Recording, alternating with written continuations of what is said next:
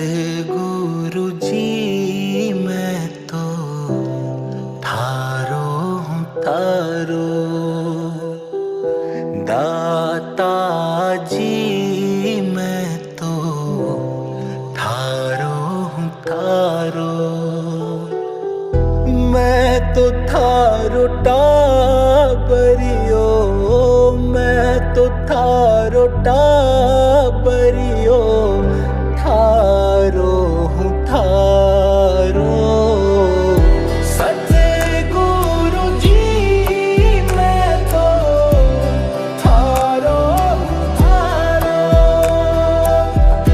दाता जी मैं तो थारो हूँ थारो। और तन की पांच मात्राएं क्या हैं कि पांच तत्वों से शरीर बना है। पृथ्वी, जल, अग्नि, वायु, आकाश। ये हमारा शरीर का ढांचा पूरा का पूरा पांच तत्वों से बना है और तीन गुणों से, इन आठ के मिलने से पूरी सृष्टि बनी है और इन आठों के मिलने से इंसान का शरीर बना है। तो उन पांचों तत्वों को जो इस शरीर से, उनको इस तंत्र विद्या को साधना हो। संत लोग बहुत सहज स्वभाव में बता देते हैं, समझने में फर्क होता है। आंखों की दृष्टि की सिद्धि कर लोगे तो जिस पर दृष्टि डाल दे वो उसका काम पूरा हो जाएगा। क्यों संतों की दृष्टि डलवाते हैं?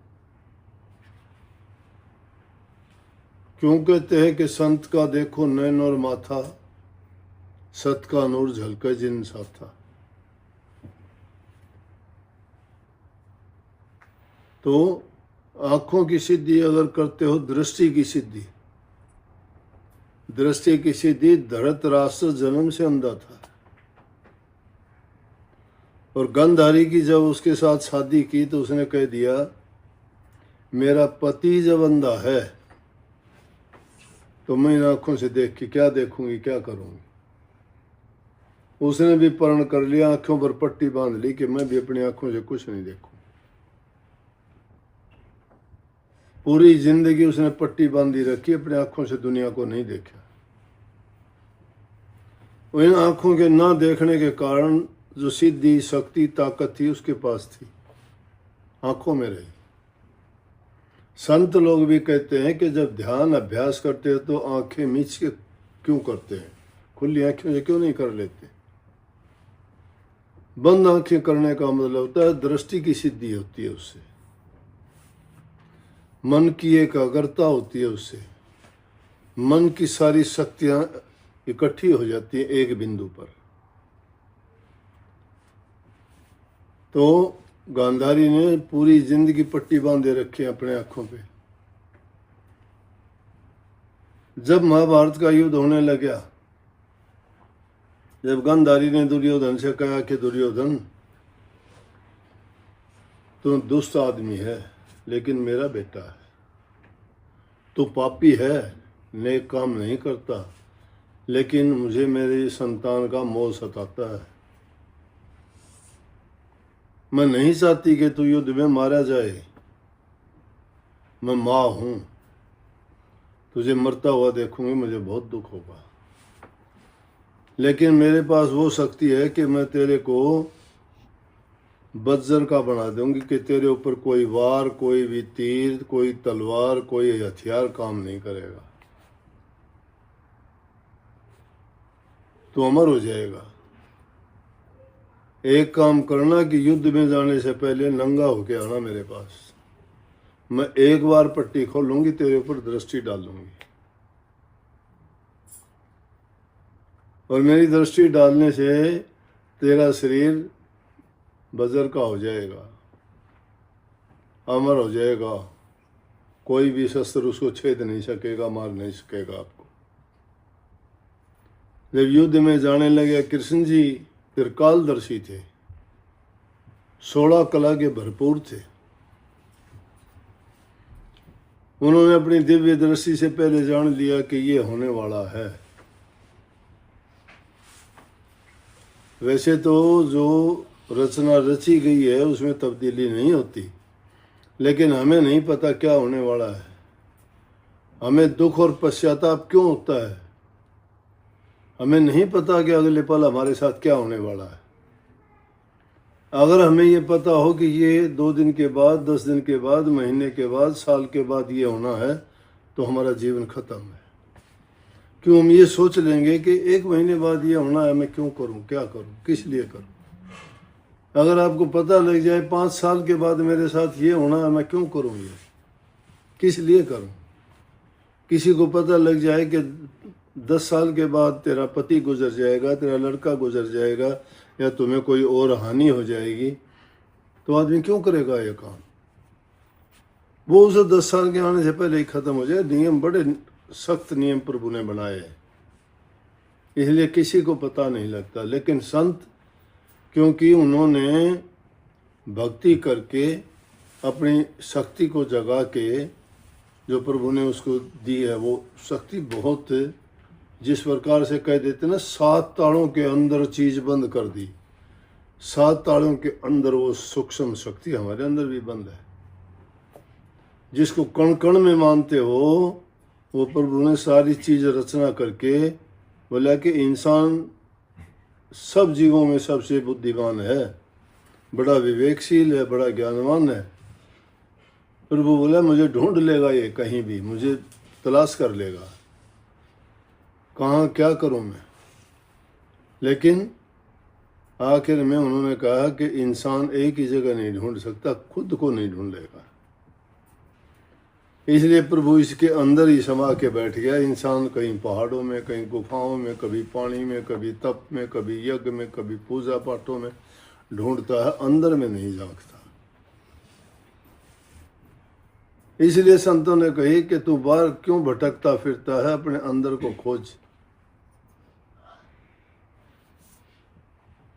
लेकिन बात थी, कृष्ण जी ने पता लगा लिया कि ये होने वाला है। जो ही दुर्योधन अपनी माँ के पास जाने लगे नंगा होके, श्री कृष्ण जी रास्ते में मिल गए। कहने लगे, दुर्योधन ये क्या हाल तेरा, निर्वस्त्र, कहाँ जा रहा है। बोला मेरी माता ने मुझे बुलाया था, कहा था कि युद्ध से पहले तू मेरे पास आना, मैं तेरे को अमर कर दूंगी, एक बार दृष्टि डालूंगी। मेरी दृष्टि में वो शक्ति है, क्योंकि मैंने इन आंखों से कुछ नहीं देखा कभी भी पूरी जिंदगी, और तेरे ऊपर दृष्टि डालूंगी तो तेरा शरीर वज्र का हो जाएगा, कोई भी शस्त्र तुझे नहीं छेद पाएगा। बोले अरे मूर्ख, आखिर तेरी माँ है, तू दूध पीता बच्चा थोड़ा है। अरे कम से कम कोई छोटा कपड़ा अपने गुप्त अंगों पर तो लगा के जा, माँ के सामने इतना बड़ा नंगा होके जाएगा तू। कर दिया काम। दुर्योधन ने छोटा कपड़ा लिया और वो बांध के गया। सारे योद्धा युद्ध में दुर्योधन से युद्ध कर करके थक गए, कोई उसका कुछ नहीं बिगाड़ पाया। लेकिन कृष्ण जी जानते थे।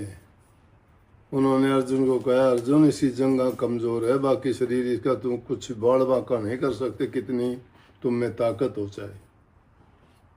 किसी जंगा पर वार करो, वो कच्ची हैं। इसकी माँ की दृष्टि उन पर नहीं पड़ी, क्योंकि उन पर कपड़ा था।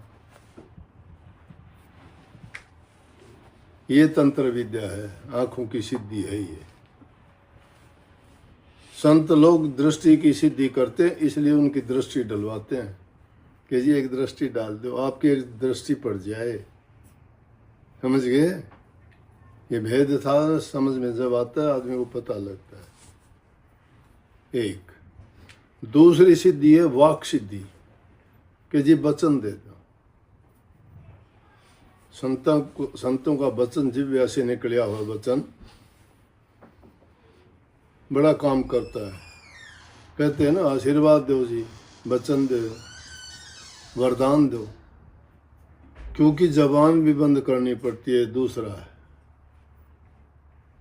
पहला हम दृष्टि की सिद्धि के लिए आंखें बंद करने के लिए कहते हैं, दूसरा मुंह बंद करने के लिए कहते हैं ताकि जिह्वा से सिर्फ नाम के उच्चारण के सिवाय प्रभु के नाम के अलावा कोई चीज़ का भी, वो भी अंदर में ही, बाहर से नहीं, कुछ नहीं बोलते कहते।